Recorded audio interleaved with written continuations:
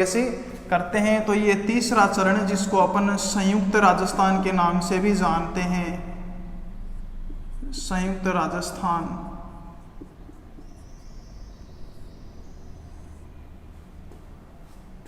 तो संयुक्त राजस्थान है, इसका निर्माण कब किया गया था? इसका निर्माण मत्स्य संघ के ठीक 1 महीने बाद, यानी मत्स्य संघ का निर्माण हुआ था 18 मार्च 1948 को और संयुक्त राजस्थान का निर्माण हुआ था 18 अप्रैल 1948 को। 18 अप्रैल 1948 को संयुक्त राजस्थान का निर्माण किया गया था। अब बात करते हैं संयुक्त राजस्थान में किन किन रियासतों को शामिल किया गया था। तो इसमें एक ही रियासत थी जिसका नाम है उदयपुर। किसको शामिल किया गया था? उदयपुर को। देखो उदयपुर का इतिहास यानी मेवाड़ का इतिहास प्राचीन काल में बहुत गौरवशाली रहा है और मेवाड़ के महाराणा थे, इन्होंने भी मतलब 25 जून 1946 को, कब? 25 जून 1946 को, और एक राजस्थान संघ, राजपूताना संघ के नाम से और अलग से मतलब संगठन बनाने की योजना बनाई थी, जिसमें उन्होंने गुजरात के राजा हैं, मालवा के राजा हैं और ग्वालियर के राजा हैं, इनको उन्होंने आमंत्रित किया था। राजपूत राजाओं को भी इन्होंने आमंत्रित किया था कि अपन एक राजपूताना संघ के नाम से अलग एक संगठन बनाएंगे, लेकिन ये सफल नहीं हो सका था। और उसके बाद ये उन रियासतों में भी शामिल थी जो उन शर्तों को पूरा करती थी जिनमें 1 करोड़ वार्षिक आय हो और 10 लाख से अधिक की जनसंख्या हो। इस प्रकार से ये मतलब स्वतंत्र रहने की भी इच्छुक थी। तो उदयपुर के महाराणा थे भूपाल सिंह, उन्होंने सरकार के समक्ष 3 शर्तें रखी कि भाई मेरी 3 शर्तें हैं, अगर उन शर्तों को मान लिया जाए तो मैं राजस्थान में अपनी रियासत को विलय कर दूंगा। अब देखो कौन कौन सी शर्तें थी। तो इनकी 3 शर्तें थी।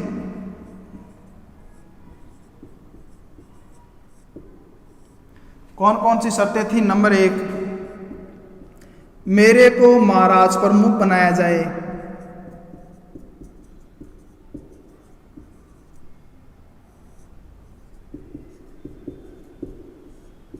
मेरे को महाराज प्रमुख बनाया जाए। नंबर 2, राजधानी उदयपुर को बनाया जाए। राजधानी उदयपुर को बनाया जाए। उदयपुर को बनाया जाए। नंबर 3, 20 लाख रुपये 20 लाख रुपये पेंशन दी जाए। भाई एक तो मेरे को महाराज प्रमुख बना दिया जाए, एक राजधानी उदयपुर को बनाई जाए और 20 लाख रुपए मेरे को पेंशन दे दी जाए, तो मैं अपना रियासत है उदयपुर रियासत उसको राजस्थान में शामिल कर दूंगा। तो सरकार ने महाराज प्रमुख बना दिया, राजधानी उदयपुर बना दी, लेकिन इसमें कुछ संशोधन कर दिया। बोला भाई आपको 10 लाख रुपए दे दीजिए, भाई 10 लाख रुपए दिए जाएंगे आपको, ठीक है। 5 लाख रुपए आपको किसी अनुदान कार्य के लिए दिए जाएंगे, 5 लाख आप अनुदान कार्य के लिए, और 5 लाख धार्मिक कार्यों के लिए दिए जाएंगे, ठीक है। इस प्रकार से इनकी शर्तों को मनवा लिया गया था और उदयपुर को राजस्थान में विलय कर लिया गया। तो अब आगे बढ़ते हैं। देखो राजधानी बना दी गई उदयपुर को, यानी कि तीसरे चरण की राजधानी थी वो थी उदयपुर। अब है इस चरण में प्रधानमंत्री किसे बनाया गया? प्रधानमंत्री, तो प्रधानमंत्री बनाया गया था माणिक्यलाल वर्मा को। माणिक्यलाल वर्मा, माणिक्यलाल वर्मा इन्हें प्रधानमंत्री बना दिया गया था। और महाराज प्रमुख, महाराज प्रमुख, महाराज प्रमुख बनाया गया था, उनका नाम है महाराणा भूपाल सिंह उदयपुर के। तो महाराणा भूपाल सिंह, महाराणा भूपाल सिंह उदयपुर के थे। आप सभी को पता है कि उदयपुर के राजाओं के महाराणा लगता है, यानी राणा अमीर के बाद से राणा लगना शुरू हो गया था। इससे पहले रावल शाखा थी। अब महाराज प्रमुख, इसका उद्घाटन किसके द्वारा किया गया? इसका उद्घाटन किया गया था पंडित जवाहरलाल नेहरू द्वारा। पंडित जवाहरलाल नेहरू द्वारा इसका उद्घाटन किया गया था। तो ये अपना हो गया राजस्थान का दूसरा चरण। देखो तीसरा चरण संयुक्त राजस्थान के नाम से जाना जाता है। इसका गठन 18 अप्रैल 1948 को मत्स्य संघ के ठीक एक महीने बाद 18 मार्च को मत्स्य संघ बना था। 18 अप्रैल को ही क्या बन गया? संयुक्त राजस्थान। इसमें एक उदयपुर रियासत को शामिल किया गया था। उदयपुर रियासत के महाराणा थे भूपाल सिंह। उन्होंने सरकार के समक्ष 3 शर्तें रखी। पहली शर्त रखी, मेरे को महाराज प्रमुख बनाया जाएगा। दूसरी शर्त थी, राजधानी को उदयपुर बनाया जाएगा। तीसरी शर्त थी, 20 लाख रुपए मेरे को पेंशन के रूप में दिए जाएंगे। अब देखो किन किन शर्तों को मान लिया गया। भाई महाराज प्रमुख बना दिया गया, ठीक है, राजधानी उदयपुर को बना दिया गया, लेकिन 20 लाख में से 10 लाख रुपए ही आपको दिए जाएंगे, 5 लाख रुपए किसी अनुदान कार्य में लगाएंगे और 5 लाख आपको धार्मिक कार्यों के लिए दिए जाएंगे। इस प्रकार से आपको 20 लाख रुपए दिए जाएंगे। तो अब इनकी राजधानी बना दी गई उदयपुर। इस संघ के प्रधानमंत्री माणिक्यलाल वर्मा को बनाया गया। इनके महाराज प्रमुख बना दिए गए महाराणा भूपाल सिंह को, और इसका उद्घाटन पंडित जवाहरलाल नेहरू के द्वारा किया गया था। इस प्रकार से राजस्थान के एकीकरण का तीसरा चरण जिसको संयुक्त राजस्थान के नाम से जाना जाता है, पूरा होता है। अब आगे पढ़ते हैं राजस्थान के एकीकरण का चौथा चरण।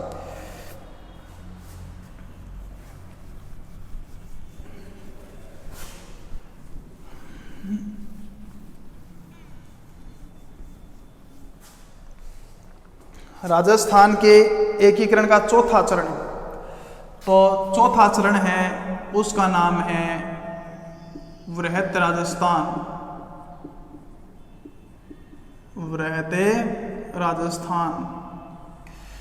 वृहत राजस्थान का निर्माण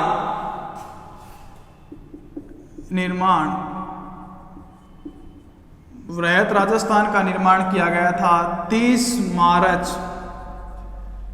1949 को।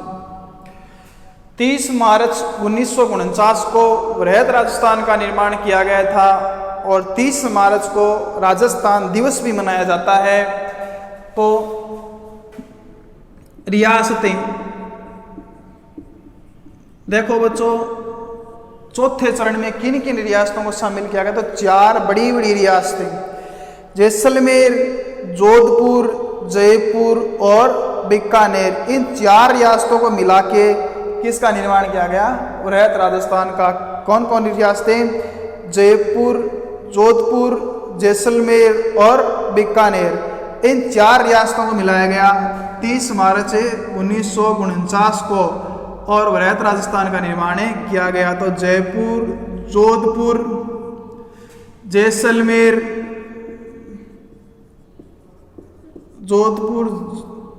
जयपुर, जैसलमेर और बीकानेर, इन 4 को मिलाकर 23 मार्च 1949 को वृहत राजस्थान का निर्माण किया गया था। अब बात करते हैं कि इसके राज प्रमुख कौन थे, उपराज प्रमुख कौन थे। तो इसके राज प्रमुख बनाए गए थे सवाई मान सिंह द्वितीय।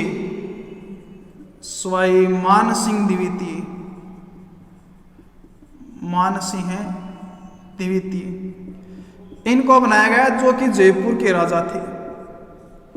जयपुर के कछुआ वंश के अंतिम राजा भी थे ये सवाई मान सिंह द्वितीय, जयपुर के थे। इनको राज प्रमुख बनाया गया था। और आगे बात करते हैं महाराज प्रमुख। महाराज प्रमुख। तो महाराज प्रमुख है वो बनाया गया था महाराणा भूपाल सिंह। महाराणा भूपाल सिंह, महाराणा भूपाल सिंह जी थे उदयपुर के, इन्हें बनाया गया था महाराज प्रमुख। अब चर्चा करते हैं उपराज प्रमुख की। तो उपराज प्रमुख इन्हें बनाया गया था, उपराज प्रमुख। तो वो बनाए गए थे कोटा के राजा भीम सिंह। तो कोटा के राजा भीम सिंह थे, उन्हें उपराज प्रमुख बनाया गया था।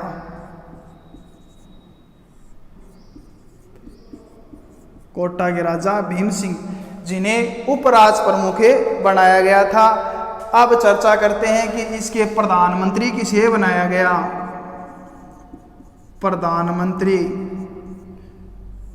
तो प्रधानमंत्री बनाया गया था वो थे हीरालाल शास्त्री। हीरालाल शास्त्री को क्या बनाया गया, प्रधानमंत्री। ठीक है, हीरालाल शास्त्री को प्रधानमंत्री बना दिया गया। और इस चरण का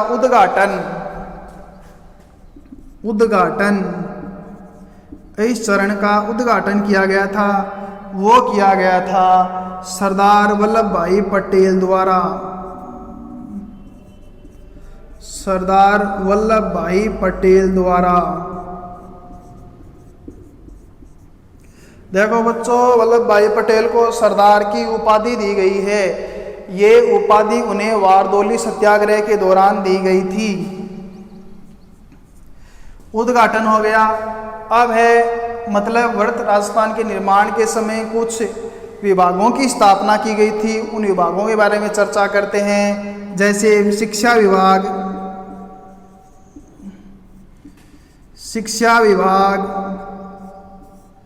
शिक्षा विभाग बनाया गया था बीकानेर में।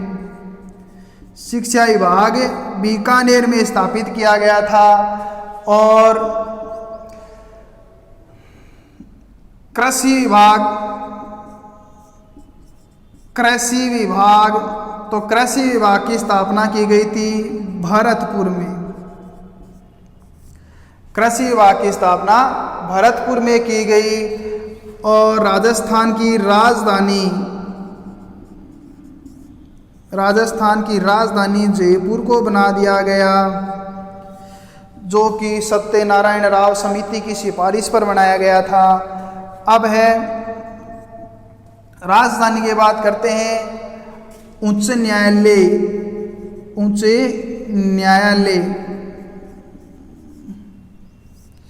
उच्च न्यायालय है वो जोधपुर में बनाया गया था। कहाँ, जोधपुर में। ध्यान रहे इसकी खंडपीठ जयपुर में भी स्थित है। कृषि विभाग, उच्च न्यायालय, शिक्षा विभाग, राजधानी, इनके अलावा वन विभाग कोटा में स्थापित किया गया था।